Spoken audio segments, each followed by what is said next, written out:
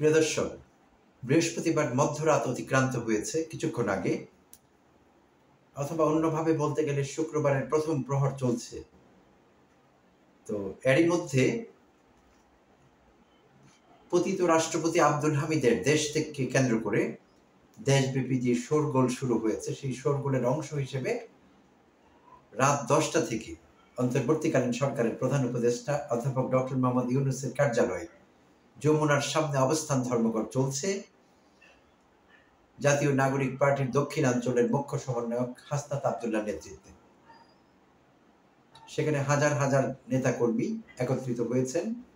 তাদের একটি দাবি অন্তর্বর্তীকালীন সরকারের কাছে, প্রধান উপদেষ্টার কাছে, তথা আওয়ামী লীগের রাজনীতি নিষিদ্ধ করতে হবে এবং গণহত্যাকারী আওয়ামী লীগের নেতাকর্মীদের বিচার করতে হবে। এই দাবিতে তারা অবস্থান করছেন। তো হাসনাত আব্দুল্লাহ রাত 10টার একটু আগেই তার ফেসবুক পোস্টে জানিয়েছিলেন যে 10টা থেকে তিনি যমুনার সামনে অবস্থান ধর্মঘট করতে যাচ্ছেন। সবাইকে আহ্বানও জানিয়েছিলেন সেখানে হাজির হবার জন্য, এবং তার সে আহ্বানে সাড়া দিয়ে অনেকে হাজিরও হয়ে গিয়েছিলেন। আর রাত ঠিক 10:30টার দিকে নিজের ভেরিফাইড ফেসবুক পোস্ট থেকে, আইডি থেকে পোস্ট দিয়েছিলেন নাহিদ ইসলাম। নাহিদ ইসলামও সবাইকে আহ্বান জানিয়েছিলেন সেই ধর্মঘটে অবস্থান করবার জন্যে, হাজির হবার জন্যে। আর তিনি আরো বলছিলেন যে সরকার আওয়ামী লীগকে নিষিদ্ধ করার ব্যাপারে টাল বাহানা করছে এবং সরকারের মতিগতি আমরা কিছু বুঝতে পারছি না। তাই আমরা এই টাল বাহানা বা কালক্ষেপণ যা কিছুই হোক, এটি আমরা সহ্য করব না। এই বিষয়ে আমরা চূড়ান্ত সিদ্ধান্ত চাই এবং আজ রাতেই এই সিদ্ধান্ত হতে হবে। তিনিও আহ্বান জানিয়েছেন বৈষম্য বিরোধী ছাত্র আন্দোলনের সঙ্গে জড়িত সব নেতা কর্মীকে, জাতীয় নাগরিক পার্টির সব নেতা কর্মীকে, ছাত্র জনতাকে, এবং তার সে আহ্বানে সাড়া দিয়ে লোকেরা সেখানে একত্রিত হয়েছেন। এখনো সেই ধর্মঘট চলছে। সেই দাবিতে তারা অনড়।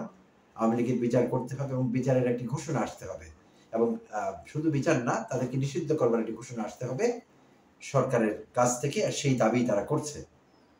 তো এখন আসলে পতিত রাষ্ট্রপতি আব্দুল হামিদের পালিয়ে যাওয়া কিংবা দেশ ছেড়ে যাওয়া, এটা নিয়ে বিভিন্ন মহলে কথা হচ্ছে। তো এখন যেই বিষয়টি যেখানে দাঁড়িয়েছে, তাতে মনে হচ্ছে তার পালিয়ে যাওয়াতে আওয়ামী লীগের নিষিদ্ধকরণের বিষয়টি আরো সামনে চলে আসলো, আর এই আন্দোলন কিংবা এই দাবি আরো বেগবান হলো আগের চাইতে। এটি মনে হচ্ছে আমাদের অবস্থা দৃষ্টি। ফলে আজ রাতে কি হয়, তাদের সে অবস্থান ধর্মঘটের কারণে সরকারের কি প্রতিক্রিয়া হয় এবং সরকার কি সিদ্ধান্ত নেয়, আমাদের সেটি দেখবার জন্য অপেক্ষা করতে হবে। তবে মনে হচ্ছে সরকার আর দীর্ঘদিন তাদের সেই দাবিটি উপেক্ষা করতে পারবে না, এবং এই বিষয়ে একটা সিদ্ধান্ত সরকারকে আসতে হবে। আর আব্দুল হামিদের পলায়ন সেই সিদ্ধান্তকে হয়তো বা ত্বরান্বিতই করেছে আপাত দৃষ্টিতে, সেটি মনে হচ্ছে। ধন্যবাদ দর্শক, এটি শেয়ার করা ছিল আপনাদের সঙ্গে।